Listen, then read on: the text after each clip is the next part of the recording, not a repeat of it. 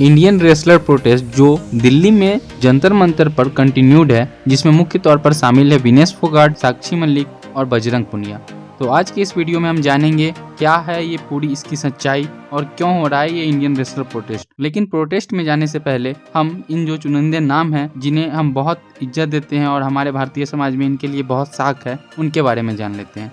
विनेश फोगाट जो भारत की पहली महिला स्वर्ण पदक विजेता है एशियाई खेल की और वर्ल्ड रेसलिंग चैंपियनशिप की कई सारी मेडल जीत चुकी हैं और टोक्यो ओलंपिक में क्वालिफाई करने वाली पहली भारतीय महिला बनी। साक्षी मलिक जिसने 2016 के समर ओलंपिक की ब्रॉन्ज मेडल विजेता है और भारत के लिए ओलंपिक मेडल जीतने वाली पहली भारतीय महिला है रेसलिंग में। बजरंग पुनिया जो एशियन गेम्स में भारत के लिए गोल्ड मेडल जीतने वाले 9वें पहलवान हैं। इस प्रोटेस्ट को अच्छे से समझने के लिए हमें एक और सबसे इम्पोर्टेंट कैरेक्टर को जानना होगा, जिनका नाम है बृजभूषण शरण सिंह।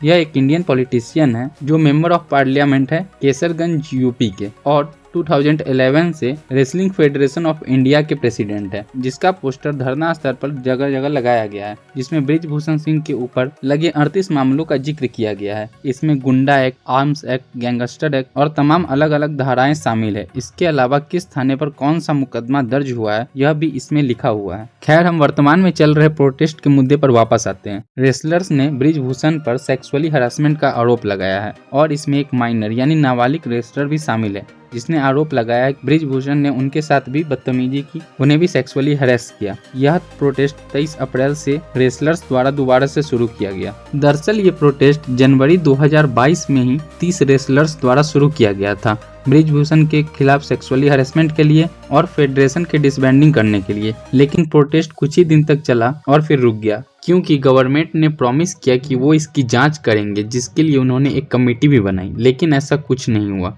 और बाद में इस कमेटी को भी तोड़ दिया गया। अनुराग ठाकुर ने तो ये भी कहा था कि सिर्फ 4 वीक्स में इन्वेस्टिगेशन पूरा किया जाएगा, लेकिन अप्रैल खत्म हो गए, 4 हफ्ते 4 महीनों में बदल गए, लेकिन इन्वेस्टिगेशन पूरा नहीं हुआ और फिर रेसलर्स प्रोटेस्ट कर रहे हैं और अब उनकी मांग है कि बृजभूषण को अरेस्ट किया जाए। जो कमेटी बनाई गई थी गवर्नमेंट के द्वारा, उनके रिपोर्ट को पब्लिक किया जाए। रेसलर्स ने तो यहाँ तक कहा है कि अब हैरेसमेंट 2012 से शुरू है, लेकिन हाल ही में 4 और ऐसे मामलों का हवाला दिया है जो 2022 के हैं, जो वर्ल्ड फेडरेशन ऑफ इंडिया के ऑफिस में हुआ है। लेकिन रेसलर्स ने जब दिल्ली पुलिस में FIR दर्ज करवाया तो उन्होंने दर्ज नहीं किया। उसके बाद रेसलर्स ने सुप्रीम कोर्ट का दरवाजा खटखटाया 25 अप्रैल 2023 को। 28 अप्रैल 2023 को सुनवाई के लिए सुप्रीम कोर्ट ने उन्हें बुलाया और कहा कि याचिका में आरोप गंभीर हैं, इसलिए शिकायतकर्ताओं के नाम हटा दिए जाएं। सुनवाई में दिल्ली पुलिस की ओर से पेश सॉलिसिटर जनरल तुषार मेहता ने सुप्रीम कोर्ट से कहा कि FIR दर्ज करने से पहले प्राइमरी इन्वेस्टिगेशन की जरूरत हो सकती है। इस पर रेसलर्स के प्रतिनिधित्व कपिल सिब्बल ने कहा FIR दर्ज नहीं किया गया क्योंकि आरोपी सत्ता पक्ष से है और कपिल सिब्बल ने कहा कि जिन अधिकारी ने FIR दर्ज नहीं किया उन पे कार्रवाई होनी चाहिए। 28 अप्रैल को इस सुनवाई के बाद दिल्ली पुलिस ने 2 FIR दर्ज किए, यौन अपराधों से बच्चों के संरक्षण अधिनियम के तहत और दूसरा आउट रैगिंग मोडेसिटी के लिए। इसे प्रोटेस्टर के लिए पहला विजय के लिए अच्छा कदम बताया गया। अब जानते हैं दूसरा पक्ष, जिस पे बृजभूषण ने कहा कि वो इनोसेंट है और कहा कि जब रिपोर्ट आ जाएगी तब मुझे फांसी पर टांग दीजिएगा।